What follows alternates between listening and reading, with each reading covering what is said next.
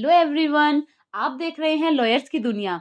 और आज के वीडियो में हम देखेंगे कुछ ऐसे important laws and interesting facts के बारे में जिनका अधिकतर लोगों को पता नहीं होता है। रोजमर्रा की जिंदगी में इनकी जानकारी आपके लिए बहुत जरूरी हो सकती है। तो आइए स्टार्ट करते हैं लॉयर्स की दुनिया। बहुत बार हमने देखा है कि ट्रैफिक पुलिस वाले हमें रोके रखने के लिए हमारी गाड़ी में से चाबी निकाल लेते हैं। पर क्या आपको पता है, मोटर्स व्हीकल एक्ट 1932 इसकी परमिशन नहीं देता है, क्योंकि कोई भी ट्रैफिक पुलिस वाले ऐसे आपकी गाड़ी में से चाबी नहीं निकाल सकते हैं। और यदि किसी कारण की वजह से वो आपके ऊपर कोई फाइन लगा रहे हैं, तो यह ध्यान देना है कि उनके पास चालान बुक या फिर ई चालान मौजूद होना चाहिए। लेकिन दोस्तों, यदि आपको रोका जाए तो वहां से भागने की कोशिश बिल्कुल ना करें। यदि ऐसा करते हैं तो सब इंस्पेक्टर या उनसे ऊपर की रैंक वाले ऑफिसर्स वो आपकी गाड़ी के डॉक्यूमेंट्स और ड्राइविंग लाइसेंस को जब्त कर सकते हैं। तो अब यदि जबरदस्ती से आपकी गाड़ी की चाबी निकाली जा रही है या डॉक्यूमेंट जब्त किए जा रहे हैं, तो आप commissioner, deputy commissioner, SP, DSP के पास अपनी कंप्लेन फाइल कर सकते हैं।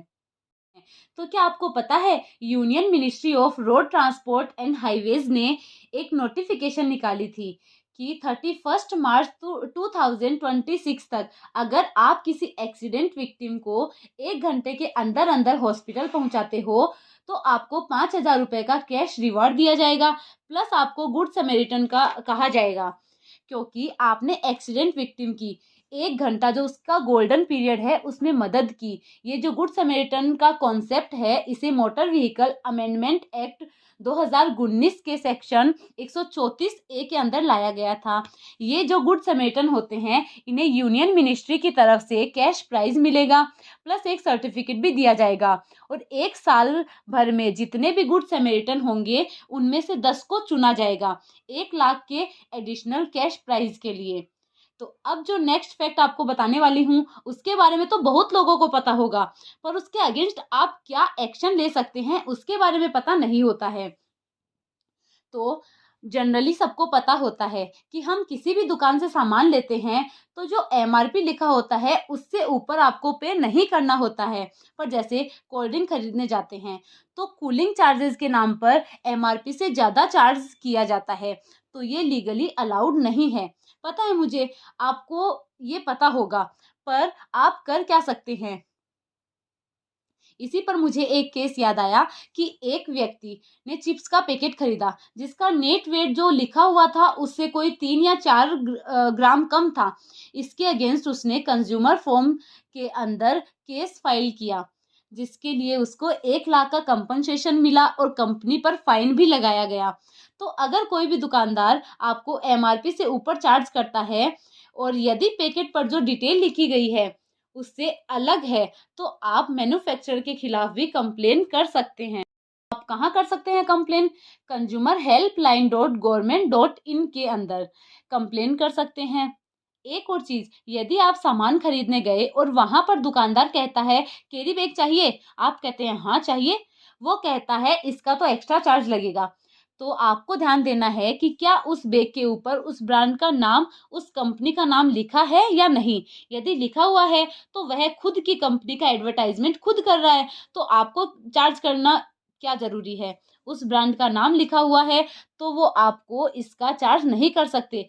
और यदि वो प्लेन कैरी बैग है तो उसका चार्ज ले सकता है, जो भी उसका चार्ज होगा 5 रुपए 10 रुपए वो आपसे ले सकता है। इसके बाद का जो लो है उसे सुनकर आप हैरान ही हो जाओगे।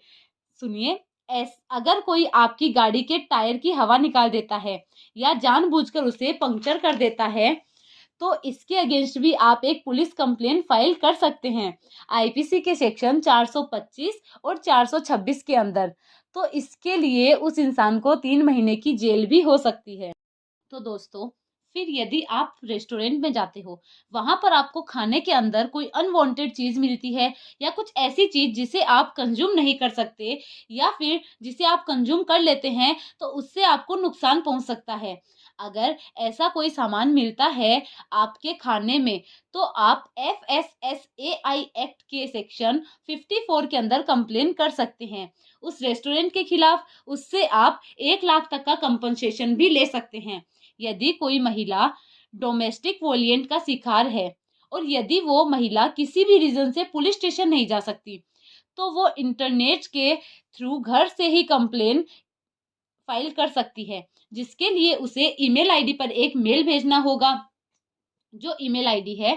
फिर उसके बाद पुलिस स्टेशन का स्टेशन हेड ऑफिसर अपनी ओर से एक पुलिस कांस्टेबल को उसके घर भेजेंगे स्टेटमेंट रिकॉर्ड करने के लिए। उसके बाद अगर किसी की वाइफ अपने हस्बैंड को अपने बूढ़े माता पिता और रिलेटिव्स को छोड़ने के लिए मजबूर करती है तो इसे मानसिक क्रूरता माना जाएगा, और ऐसा करने पर आप अपनी वाइफ से section 13(1) of Hindu marriage act के अंदर डाइवोर्स फाइल कर सकते हो।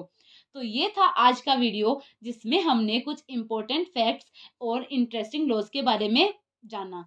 मैं उम्मीद करती हूँ आज का ये वीडियो आपको पसंद आए, आपके काम भी जरूर आएगा। अगर हाँ तो आप प्लीज वीडियो को लाइक करें, चैनल को सब्सक्राइब करें। ऐसी और इन्फॉर्मेशन पाते रहने के लिए आप हमारे साथ जुड़े रहें। उम्मीद करती हूँ आपको अच्छा लगेगा। Thank you.